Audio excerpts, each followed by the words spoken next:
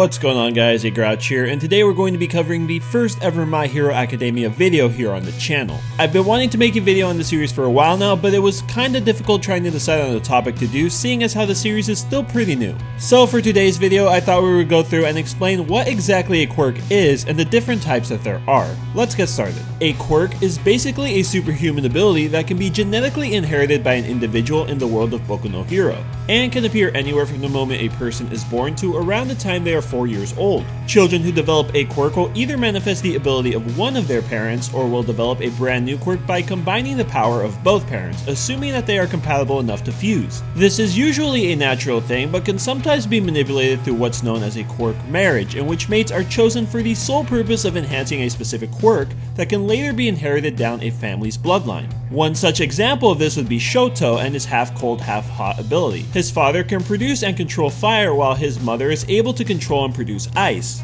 At first glance, it may look as though he possesses the two. However, in reality, his quirk is the ability to both raise and lower temperature using different sides of his body. So far, we have not seen anyone who possesses more than a single ability. The first human to ever manifest a quirk was a baby in the city of Quirk, China, who was born with the ability to emulate light from their body. Not long after that, many people from around the world began to manifest all kinds of different abilities, though the cause of the sudden phenomenon is still unknown. The appearance of supers is believed to be the next stage of human evolution, with an estimated 80% of the population now possessing some sort of quirk, with the remaining 20% being your typical human being. Currently, the only link found in diagnosing whether or not a person will develop a quirk is the presence of an extra joint in the pinky. People with only one will in fact develop a quirk, while those with two will not. And while that does sound like an unlucky bunch to be in, knowing that most of the other world has some form of special ability, not everyone with a quirk develops one that is flashy or, well, super useful.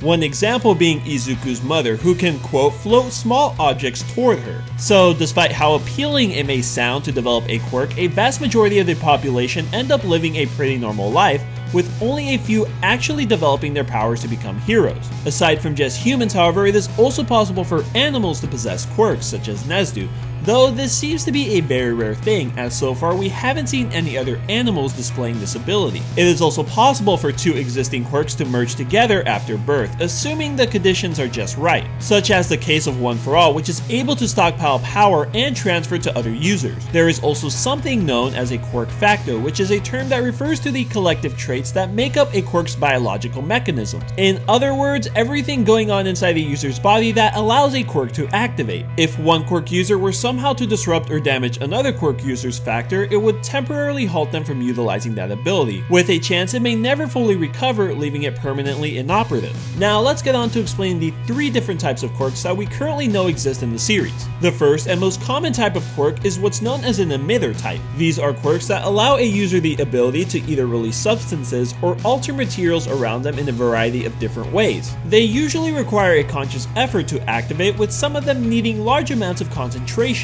Some do require physical contact, while others can have a much further range with little to no distance restriction, and can vary in terms of effect from molecular alteration to molecular destruction. However, because most users with an emitter type generally have to handle their own quirk emissions, there is always the possibility of them injuring themselves if they are not careful. The second type of quirks are transformation types. These are quirks that allow a user to take on some form of temporary alteration or transform their body by enhancing existing features, though transformations can also mean adding new features to a user's body. Since it is usually only the user's body that is affected by this, anyone with a transformation type are normally required to be in close proximity with those who they are fighting in order to fully utilize their power. Much like emitters, they do usually require a conscious effort by the user to activate, though they can be trained to react just through reflex. And while powerful, their biggest weakness is that their effects are often only temporary, with overexertion leading to negative repercussions on the user's behalf.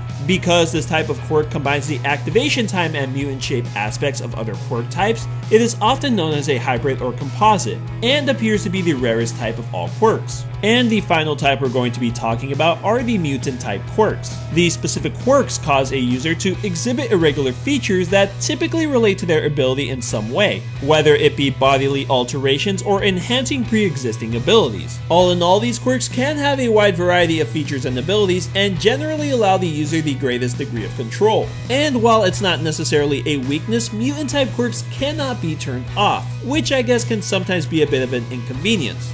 Anyways guys, that's the end of this video. I hope you guys did enjoy it, and if you did, you can let me know by dropping a like down below and commenting the word quirk to let me know you made it to the end. And as always, a big thank you to everyone who chose to support me over on Patreon. If you would like to pledge for some cool rewards, links is in the description. Subscribe for some more Boku no Hero and anime content, and with that being said guys, I will thank you for watching, and I'll see you next time.